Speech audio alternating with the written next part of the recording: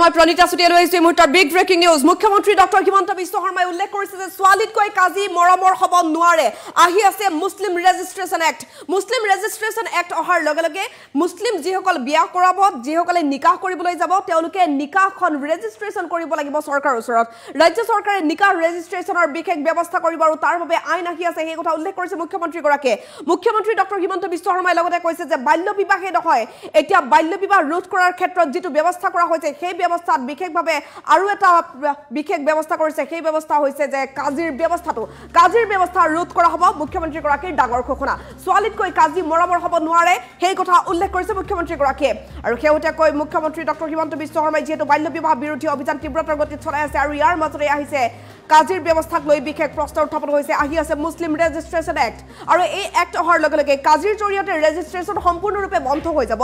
আৰু চৰকাৰে কৰিব লাগিব মুছলিম বিবাহৰ ৰেজিষ্ট্ৰেচন বাল্য বিবাহ হিন্দু মুছলমান সকলোৰে বিৰুদ্ধে হৈ আছে সেই কথা উল্লেখ কৰিছে মুখ্যমন্ত্ৰীগৰাকীয়ে কাজিৰ ব্যৱস্থাত নাৰী সুৰক্ষিত নহয় বুলি কৈছে মুখ্যমন্ত্ৰী ডক্টৰ হিমন্ত বিশ্ব শৰ্মাই তেওঁ কৈছে যে তালাক দিয়াৰ পাছত ন্যায়ৰ ক্ষেত্ৰত কেতিয়াবা বঞ্চিত হয় নাৰী কিন্তু এতিয়াৰ পৰা চৰকাৰীভাৱে ৰেজিষ্ট্ৰেচন হোৱাৰ পাছত তেওঁলোকে কাগজে পত্ৰে সকলো ব্যৱস্থা সুচাৰুৰূপে হ'ব কাজিৰ ব্যৱস্থা ব্যক্তিগত আৰু তাত কোনো নিশ্চয়তা নাই গতিকে কাজিৰ জৰিয়তে যদি ৰেজিষ্ট্ৰেচন কৰে তেওঁলোকৰ তালাকৰ পাছত যথেষ্ট অসুবিধা হয় সেইবাবে মুছলমান বিবাহক লৈ ডাঙৰ প্ৰস্তাৱ গ্ৰহণ কৰিছে অসম চৰকাৰে এতিয়াৰ পৰা কাজিয়ে কোনো বিবাহ পঞ্জীয়ন কৰিব নোৱাৰিব সেই কথা উল্লেখ কৰিছে মুখ্যমন্ত্ৰীগৰাকীয়ে আৰু কাজিৰ দোকান সম্পূৰ্ণৰূপে এতিয়াৰ পৰা আৰু বন্ধ হৈ যাব চৰকাৰীভাৱে উপ পঞ্জীয়কৰ কাৰ্যালয়ত পঞ্জীয়ন কৰিব লাগিব মুছলমানৰ বিয়া যিসকলে নিকাহ কৰে তেওঁলোকৰ এতিয়া চৰকাৰী পঞ্জীয়ন বাধ্যতামূলক হ'ব এতিয়াৰ পৰা মুছলমানৰ আইনীভাৱে বিবাহ কৰাটো বাধ্যতামূলক হ'ব চৰকাৰে ডাঙৰ ব্যৱস্থা গ্ৰহণ কৰিছে বিধানসভাই আইন প্ৰণয়ন কৰিব আৰু ৰাজ্যপালে বিবেচনা কৰিব সেই কথা উল্লেখ কৰিছে মুখ্যমন্ত্ৰীগৰাকীয়ে মুখ্যমন্ত্ৰী ডক্টৰ হিমন্ত বিশ্ব শৰ্মাই কৈছে যে ৰাজ্যপালে চোৱাৰ পাছত যদি কিবা কনফ্লিক্ট আহে তেতিয়া ৰাষ্ট্ৰপতিলৈ পঠিওৱা হ'ব কিন্তু কথাটো হ'ল সেন্ট্ৰেল এক্ট আৰু ষ্টেট এক্ট সম্পূৰ্ণ বেলেগ বেলেগ কেৰালাতো মুছলমান বিবাহ পঞ্জীয়ন কৰে ৰাজ্য চৰকাৰে সকলোৱে জানে এই কথা কেৰালাতো যেহেতু মুছলমান মানুহ আছে ভাৰতৰ আটাইতকৈ মুছলমান জনসংখ্যা থকা ৰাজ্যখনেই হৈছে জম্মু কাশ্মীৰ কিন্তু ইন্টাৰেষ্টিংলি জম্মু কাশ্মীৰতো মুছলমান বিবাহ পঞ্জীয়ন কৰে চৰকাৰে গতিকে কেৱল অসমতহে কাজিৰ ব্যৱস্থাটো কিয় সেই কথা উল্লেখ কৰিছে মুখ্যমন্ত্ৰীগৰাকীয়ে কেৰালা অসম পশ্চিমবংগ জম্মু কাশ্মীৰতে সৰ্বাধিক মুছলমান আছে আমাৰ ভাৰতবৰ্ষৰ ভিতৰত এই চাৰিখন ৰাজ্যত মুছলমান সৰ্বাধিক আছে আৰু অসমত বহু কাজিয়ে শিক্ষকতা কৰি আছে আৰু শিক্ষকতা কৰি থকাৰ পাছত তেওঁলোকে কাজিৰ কাম কেনেকৈ কৰি আছে সেইলৈ প্ৰশ্ন কৰিছে মুখ্যমন্ত্ৰীগৰাকীয়ে 90 জন শিক্ষকক আমি কিয় কাজি হ'বলৈ দিম বুলি আজি সদনত প্ৰশ্ন কৰিছে মুখ্যমন্ত্ৰী ডক্টৰ হিমন্ত বিশ্ব শৰ্মাই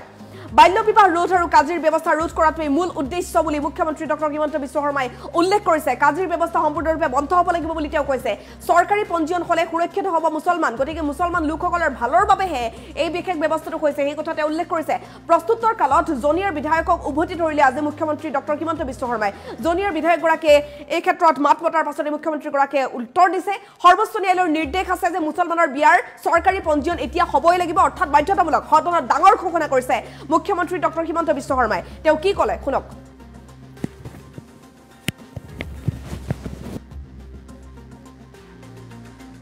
খুদিব পাৰে কেৰালাত সিপিএম গভৰ্ণমেণ্ট তাতো Muslim marriage is registered with the state government কাজিয়া নকৰে ইণ্ডিয়াৰ আটাইতকৈ মুছলিম পপুলেশ্যন ষ্টেট হ'ল জম্মু কাশ্মীৰত Muslim registration is done with the state government not with qazi ইণ্ডিয়াত মুছলিম বহুল ৰাজ্য কেইখন কেৰালা অসম পশ্চিমবংগ জম্মু কাশ্মীৰত already registration is done with the state government কেৰালাত registration is done with the state government second কথা আজি আপুনি মোক যিটো আকৌ এটা ভয়ংকৰ নতুন তথ্য দিলে মইতো এটা ভয় খাই আছোঁ যে তেওঁলোক শিক্ষকো এইটোতো আৰু এটা নতুন তথ্য হৈ গ'ল গতিকে শিক্ষকক আমি কিয় কাজি হ'ব দিম শিক্ষককতো কাজি হ'ব দিয়াৰ কথাই নুঠে সেইকাৰণে আপোনালোকক মই মোটামুটি ক'লোঁ যে মোৰ উদ্দেশ্যটো হ'ল চাইল্ড মেৰেজ নিৰ্মূল কৰা আৰু কাজি ব্যৱস্থাটো নিৰ্মূল কৰা গতিকে আমাৰ উদ্দেশ্যটো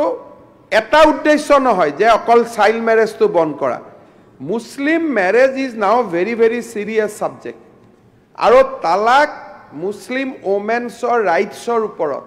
সুপ্ৰিম কোৰ্টৰ ইমান জাজমেণ্ট আহি আছে যে it is now a serious business it is no longer a business what has been envisaged in 1935 colonial পিৰিয়ডৰ যিটো চিন্তা আৰু স্বাধীন দেশৰ চিন্তাটো সদায় পৃথক হ'ব আৰু আপোনালোকে মই বুজি পোৱা নাই যে 90 জন ব্যক্তিৰ কাৰণে কিয় কৈ আছে সমগ্ৰ মুছলিম মহিলাৰ সুৰক্ষাৰ কাৰণে কিয় কোৱা নাই যদি গভৰ্ণমেণ্টত ৰেজিষ্টাৰ হয় দে আৰ প্ৰটেক্টেড দে আৰ সিকিউৰড আপোনাৰ মা আপোনাৰ ছোৱালী মই নাজানো জনিয়া বিধায়ক মহোদয়ৰ নিজৰ ছোৱালী আছে নে নাই দুজনী ছোৱালী so let us talk about Euro daughter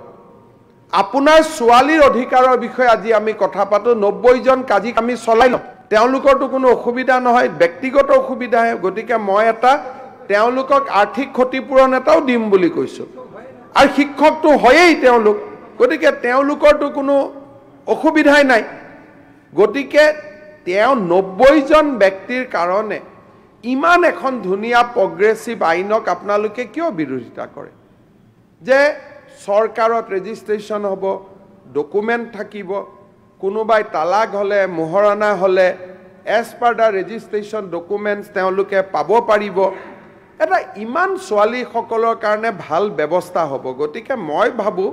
যে 90 জন কাজিৰ কথাটো চিন্তাক বাদ দি কাৰণ কেৰালাটো আজি যদি মই এনেকুৱা কিবা ঘটনা হতেলেন কেৰালা মানুহেটো অলৰেডি অপোজ কৰিলেহেঁতেন জম্মু কাশ্মীৰৰ মানুহেটো অলৰেডি অপোজ কৰিলেহেঁতেন এতিয়া মই চালে হয়তো বুজি পাম কেৰালাৰ আইনখন হয়তো আইডাৰ কংগ্ৰেছ নহলে CPM এ আনা কাৰণ তাতটো কেতিয়াও বিজেপিৰ চৰকাৰ হোৱাই নাই সেই কাৰণে আপোনালোকে এটুক আপত্তি নকৰিব 90 জন মানুহৰ লগত এদিন আমি বহি চাহটা খাই লম তেওঁলোকে অলপ মনত দুখ পাব তেওঁলোকক ভালকৈ বুজাই বৰাই আমি পিঠিত থপৰিয়াই পেলাই তেওঁলোকক আমি ধন্যবাদ দি বিষয়টো সামৰণি মাৰিম কিন্তু এটো supreme court order compulsory registration হ'বই লাগিব আৰু ষ্টেট ক্যানট ৰিলাই অন প্ৰাইভেট পিপল সেই কাৰণে ইনষ্টিটিউচন লাগে মই ইমানতলৈকে ৰেডি আছো পিছত যেতিয়া আমাৰ আইন আহিব যদি আপোনালোকে ভাবে যে সাব ৰেজিষ্টাৰ অফিসত মানুহখিনি হেৰাসমেন্ট হ'ব পাৰে আমি special sub registrar only for registering Muslim ম্যাৰেজও আমি কৰিব পাৰো কোনো অসুবিধা নাই I am very positive second বিধায়ক মহোদয় যেটো কৈছে চাইল্ড ম্যাৰেজ বন্ধ হ'ব নাই 26ৰ ভিতৰত মই বন্ধ কৰি দিম অসমত এটো হ'বই নোৱাৰে এটো যত হৈ থাকিব কিন্তু অসমত হ'ব নোৱাৰে কাৰণ পস্কোত এতিয়ালৈকে 14 বছৰ জেল 7 জনৰ হ'ল এতিয়া বিএনএছত এনেকুৱা এটা ডাঙৰ প্ৰভিজন আহিছে যে চাইল্ড ম্যাৰেজ প্ৰমাণ কৰিব নালাগে ভাৰতীয় ন্যায় সংহিতাত আহিছে যে যদি মাইনৰ এজত বিয়া হৈ সেক্সুৱেল ইন্টাৰকোৰ্স হয় it is equivalent to rape তাৰমানে বাচ্চা জন্ম হলেতো সেক্সুৱেল ইন্টাৰকোৰ্স হৈছেই সেই কাৰণে rape charge proof will be very easy things to do now নিজৰ ঘৈণীয়েকৰ লগতো এটো আপোনালোকে বুজি পালে ভাল হ'ব পিছত মিটিংত ক'ব পাৰিব 18 বছৰৰ আগত মই ভুলত বিয়া কৰালো তাৰ শাস্তি হ'ল 2 বছৰ বা 2.5 বছৰ কিন্তু যদি বিয়া কৰোৱা ছোৱালীজনীৰ লগত ইন্টাৰকোৰ্স কৰো তেতিয়ালে ইট ইজ এমাউন্টিং টু ৰেপ এটো ৰেপ বুলি ধৰি লোৱা হয় ৰেপ টু এ মাইনৰ আৰু এটোটো প্ৰুফ কৰিব প্ৰমাণে নালাগে এটোটো আপোনাৰ লৰা হয় লৰাটো খালি ডিএনএ টো টেষ্ট কৰি লব লাগে বাপেক আৰু লৰাটো ডিএনএ একে হয় নহয় ছোৱালীজনী ডিএনএ একো হয় না তাত আৰু বেলেগ একো প্ৰুফে নালাগে ভাৰতীয় ন্যায় সংহিতা আৰু যিখন আমাৰ এভিডেন্স এক্ট এতিয়া আহি গল তাতে টেকনলজিক্যাল প্ৰুফ থাকিলে আৰু সাক্ষীৰ প্ৰয়োজন নাই তাত যদি টেকনলজিক্যালি প্ৰুফ হৈ যায় যে এই লৰাজনৰ বয়স ডাক্তৰে পৰীক্ষা কৰিলে 19 বছৰ ছোৱালীজনীৰ বয়স 18 বছৰ তেওঁলোকৰ এটা বাচ্চা আছে গতিকে হাজবেণ্ডজন জেল হোৱাটো খাটাং সেইকাৰণে ইমান সহজ হৈ আছে ব্যৱস্থাটো যে ইয়াক বন কৰোতে আগতকৈ এতিয়া বিএনএছত ভাৰতীয় ন্যায় সংহিতাত বহুত ইজি হৈ গল মই সদনক এটা অনুৰোধ কৰিম যে আপোনালোকে যদি কৈ থাকে চাইল্ড ম্যাৰেজ হৈ আছে হৈয়ে থাকিব এইখন কৰিলে এই যেটো কথা মই যোৱা কালি কৈছিলো যে আপোনালোকে বেয়া পাই গল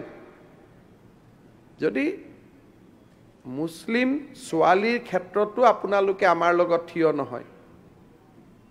আপোনাৰ নিজৰ ছোৱালীজনীৰ ক্ষেত্ৰতো দুজনী ছোৱালী থকাৰ পিছতো যদি ছোৱালীৰ ন্যায় কাৰণে আপুনি থিয় নহয় আপোনাৰ ছোৱালীতকৈ কাজি আপোনাৰ কাৰণে বেছি মৰমৰ হ'ব পাৰে নেকি হা এটা আচৰিত কথা মোৰ ছোৱালী হ'লেতো মই কমানে ছোৱালীৰ কাৰণে জান হাজিৰ আপোনালোকে ক'ত কাজি আৰু নিজৰ ছোৱালীৰ অধিকাৰৰ লগত কম্পেয়াৰ কৰি আছে মাননীয় মুখ্যমন্ত্ৰী মহোদয় আমি সমানে সমানে মোৰ ছোৱালীৰ লগে লগে আপোনাৰ ছোৱালীৰ সমানে সমানে চিন্তা কৰো আমাৰতো প্ৰব্লেমে নাই আছে 84% চাইল্ড মেৰেজ ভাৰতবৰ্ষত নন মুছলিমত হৈ আছে এইটো আমি সেইখিনিও কনসাৰ্ন বন্ধ হ'ব লাগে চাইল্ড মেৰেজ আমি এইটো বিচাৰো আপোনালোকক মই এটা হাতজোৰ কৰি কৈছো যে আমাৰ মানুহখিনিক এনেকে কৈ নিদিবচোন যোৱাকালিও কৈ আছে যে পলিগেমি আপোনালোকৰ বেছি এই হাউচত থকা এজন মানুহক খুদক কাৰোবাৰ সমষ্টিৰ হিন্দু মানুহৰ পলিগেমি আছে নেকি আপোনালোকে কোনটো ডেটা কোনে উলিয়াইছে মই নাজানো ভাৰতৰ হ'ব পাৰে স্যাৰ অসমৰ ট্ৰাইবেল এৰিয়া টিগাৰ্ডেৰ কোনো নাই এইটো নকব এইটো নাই নাই মই সাজু ডাঙৰীয়া ট্রাইবেল এরিয়া টিগার্ডেন এরিয়া আপনি নকব আপনাদের মিয়া এলাকা সবরকে বেশি হয়ে আছে টিগার্ডেনের কথা কি কৈছে আপনি মিয়া এলাকার বেশি প্লিজ আপোনালোকে আপোনাৰ ঘৰত চাওক আপোনালোকৰ ঘৰত চাওক টি গাৰ্ডেনৰ কথা কিয় ক'ব বয়সত বিয়া